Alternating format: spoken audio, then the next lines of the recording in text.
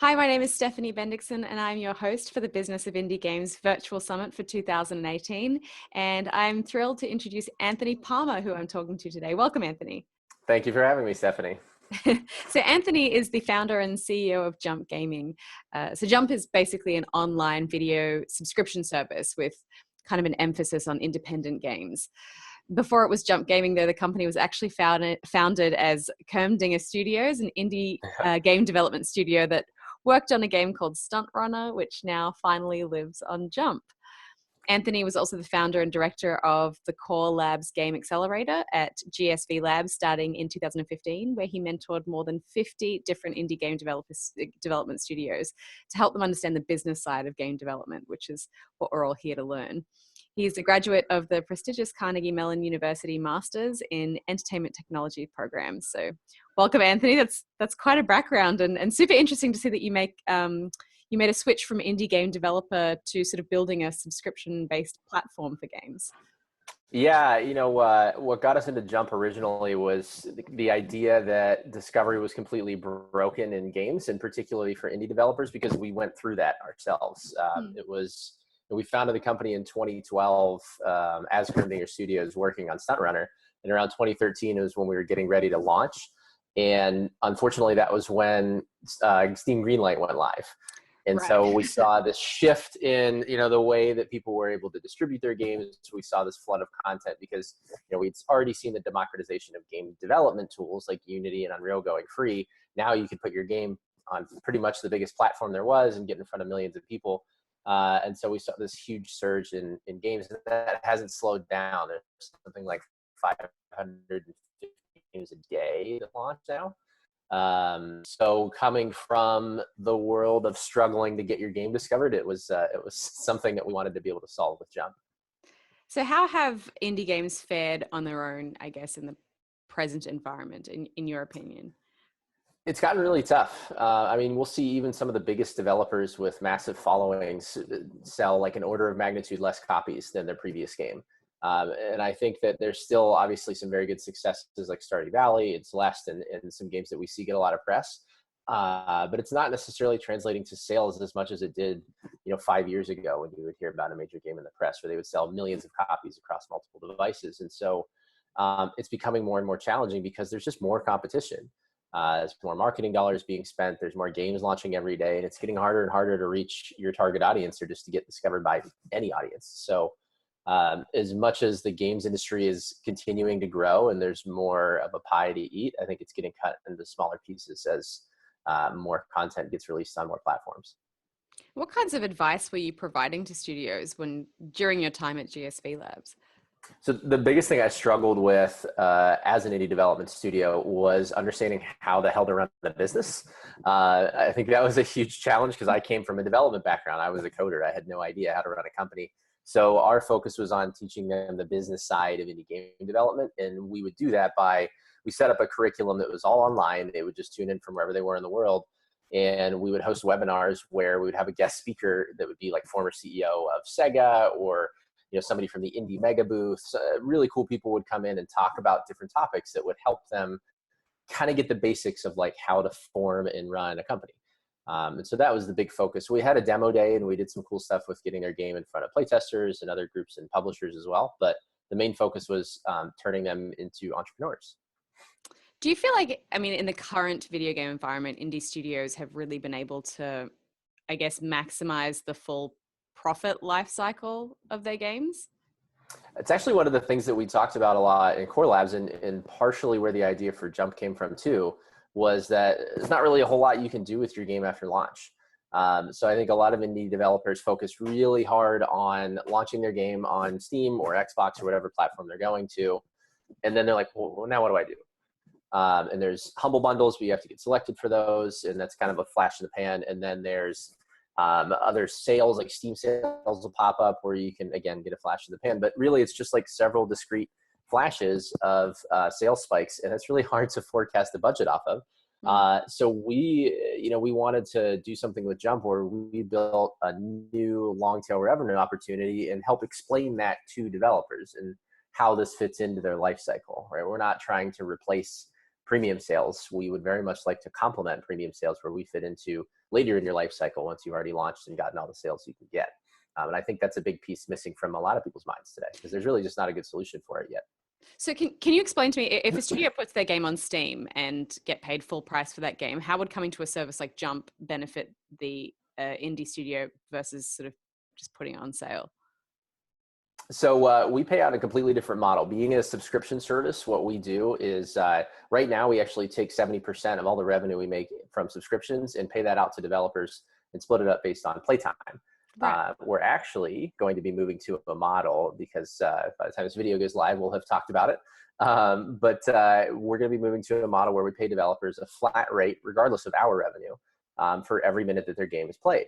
So it's a great place to try to capture users that maybe didn't want to buy the game up front because there's so much to buy and only so much money that you have every month for games. So it's a great place to bring your game to capture people that maybe wanted to play it but didn't want to buy it. And you're not only capturing them, but you're also monetizing them.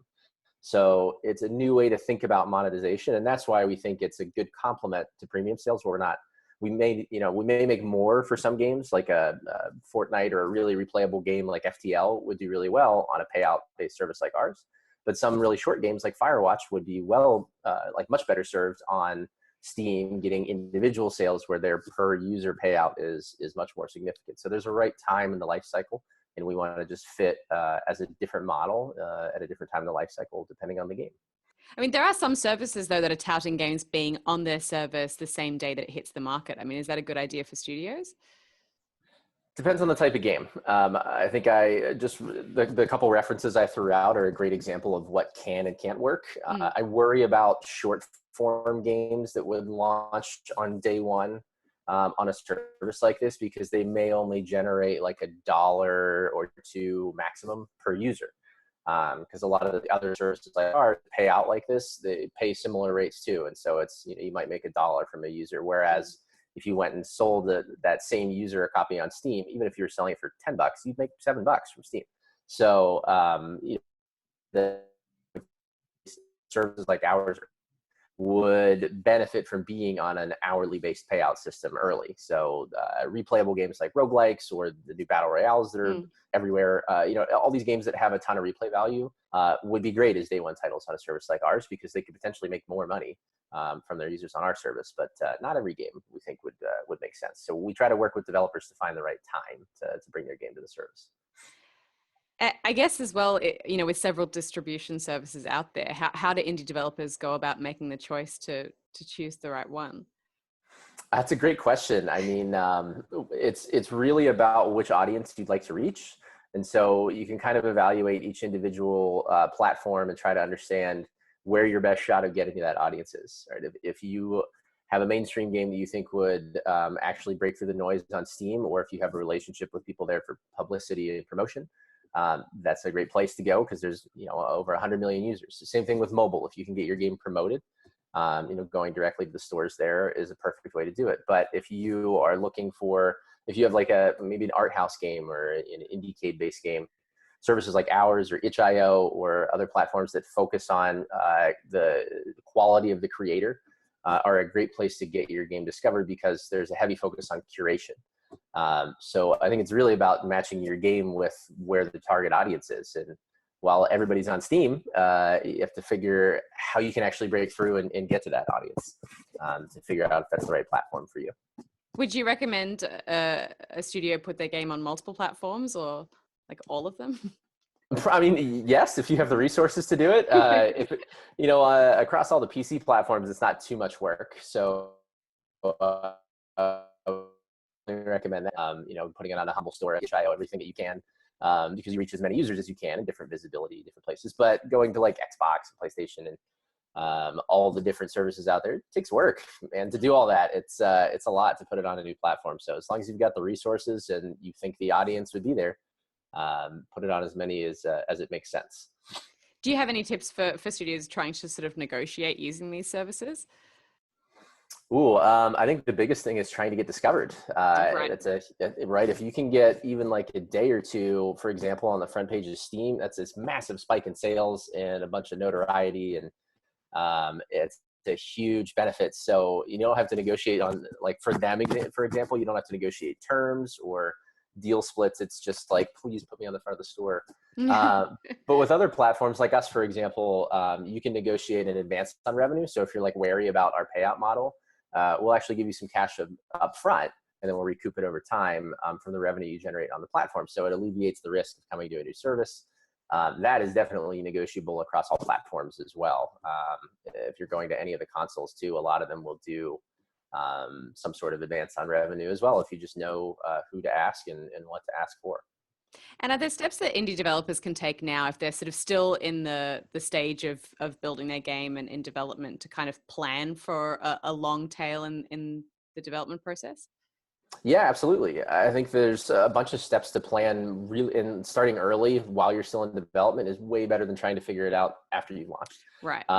Right. So you want to start your PR for the game at least 6 months before launch. You want to start your community as early as you're comfortable doing it on sites like Game Jolt or other places where you can get followings, Twitter, anything like that, where you want to do dev updates.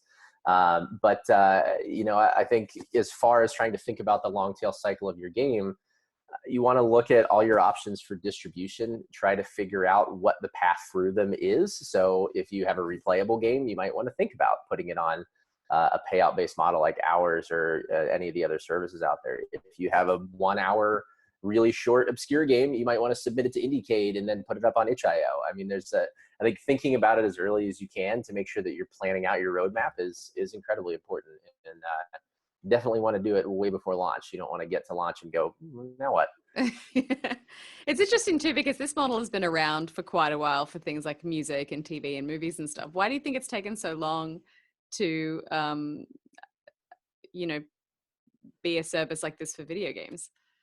I think it's a couple different things in the space have kind of culminated into it taking a while to catch on. The first is just that games was probably the last medium to move from physical to digital. So now there's this transition from digital to subscription that they're just starting to get used to, right? We're seeing a lot of services pop up offering some sort of subscription. And so it's becoming a norm and it's becoming something that people are open to.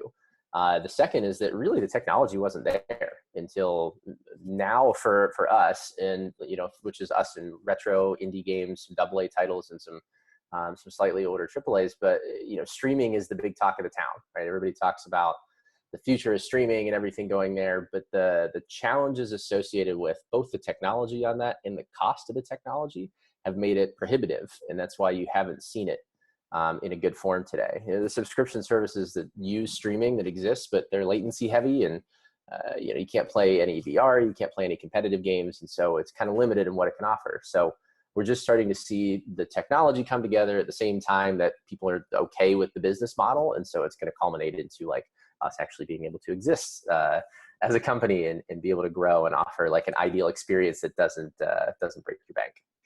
What advantage do you think an indie studio has by being on Jumps versus other options out there? I guess I'm asking for a pitch. Yeah, so I do that all day. So with Jump, the fact that we were developers means that we built this platform developer first. We want to make sure that everybody on the platform is happy to be here. They can join our developer community on Discord, and it's a wonderful group of people that help each other. But once they're on the platform, we want to make sure they actually make money. That's a challenge right now in this space because there's so many people doing a land grab for whatever they can get for content, and they're not really paying attention to how well the devs are doing. And so our huge focus is on are the developers happy on the platform? And a way that we do that is through curation. So we heavily curate the platform for quality to make sure that games that deserve to be played get found. We do that pretty simply through, is it highly rated? Is it award winning? Or is it just a runaway hit seller that people love? As kind of objective passes. And then we also subjectively will look at the games themselves and decide if it's something our audience would like. So getting your game onto Jump is like getting your game onto Steam 5 years ago before Greenlight, where it was like a huge accomplishment and you knew that your game would get discovered. So that's a huge piece that we offer. And as a payout model, it's going to be a great place for any game at some point in its life cycle. So with us, it's just, talk to us and find the right time in your life cycle to generate revenue based on playtime. And we're really the only ones that offer the flat rate payout model. We're just going to eat it for a while as we grow, and developers are going to win, and we're going to eat those costs. But our goal is to build something that gamers love and that developers are very happy with too. Now, talk to me about Hyperjump, because this is a technology that you use to deliver your games. Can you explain the difference between, I guess, that and streaming? Yeah, I mean, the two questions that we get are, if it's not streaming, I guess the one question is, if it's not streaming, it's not downloads, then what is it? And so we just came up with the term Hyperjump to try to explain what we would probably call it as like a progressive download system. Right. So what we do is we take games into a web-based format on this complicated serverless architecture that allows us to be really cheap in the way that we deliver data. So like we don't get killed, and that's why we can charge $4.99 and still be okay. But at the same time, what we're able to do is we break the games up into chunks. We deliver them to you through this native web format, which means we're sending it to you almost like it's a website, and we run it locally on your machine. So we're actually sending the game itself to you in small chunks, and then it runs as if it were installed because the game is actually running locally. We're just pulling only what you need as you need it. So you're not downloading the whole game and then taking up hard drive space. You're just playing little bits of the game temporarily as you're playing through it. And what this means is you can get up and running in under 60 seconds on any game on Jump, even on like a 15 megabit connection, right? A not great one. And if you think about that in the realm of 5G, it's 2 to 3 seconds. But once you're up and running, there's no latency because it's running locally. There's no quality issues. You can run up to 4K, and there's no bandwidth issues because we're not sending a constant video feed. We're actually just sending you bits of the game. So it's a really great on-demand experience, and kind of above all else, since it's web-based, we can deliver Jump to anything that can support a web browser. So, desktop, mobile, consoles, VR devices, smart TVs, smart fridges, I mean, anything could play Jump games. And, as a subscriber, we won't charge you extra for more platforms. It'll always just be, you get access to everything on Jump as part of your subscription. And the tech is really what allows us to keep it at a competitive price, but still offer that great use, no latency, and, like install of gaming. I mean, is that the main draw card for the consumer, that they kind of play a flat rate and get access to kind of a large library? Yeah, absolutely. I think as we grow as a platform, we'll incorporate more things than just gameplay. We get paralleled to Netflix a lot, but Netflix is very much a solitary or couch co-op at best type experience. Right. And so we very much like to parallel more to Spotify, where there's a ton of discovery tools, there's community, there's a lot more things to do. And so as we build out the features, it'll be, number one, we'll be the only multi-platform game subscription service that exists across all devices. We're the only one that can deliver on demand without latency or quality issues and without permanent installs. And we'll be the only one that offers a whole bunch of cool features that we can't even tell people about yet. But ideally, we want to be the place that's all things gaming. And so, you'll come to Jump for all your gaming needs in the future. Impressive. So, so if we goals, have indie developers who do have a game already that they've finished, maybe even released, and haven't factored this kind of long tail option into their sort of development process, is it very hard for them to get on a platform like Jump? No. So some of the platforms just support PC builds as it is. They don't even have to do any extra work. They can just get in touch with those groups directly, and they'll be able to find a way onto those platforms. For us, it's a port to a web format. So if you're working in any of the major engines, Unity, Unreal, GameMaker, Construct, even native C and C++ custom engines, they all work. And we have games on Jump to prove it that come from all those engines. So it's just like anywhere from a couple hours to a couple days. We don't offer like a whole lot of issues that you run into, like adding a Jump plugin to protect your game from being stolen is like 10 minutes. So we try to keep it really easy for incorporation on our end, but there's plenty of services, and streaming in particular, there's no porting required. It's just, you deal with the latency issues and other things that are still being worked out for the current future. Well, I think that's going to be super helpful for a lot of people, Anthony, particularly, developers who hadn't even considered the possibility of existing on a platform like yours. So thank you so much for your time today. If people wanted to reach out to you and chat to you online, is there a place they can do that? Yeah, you can reach out to me directly on Twitter. It's just at Anthony R. Palma. Or you can reach my email. It's just anthony@playonjump.com. Brilliant. Awesome. Thank you so much, Anthony, for your time, and have a great day. Yeah, thanks so much, Stephanie. Thanks for having me. Take care.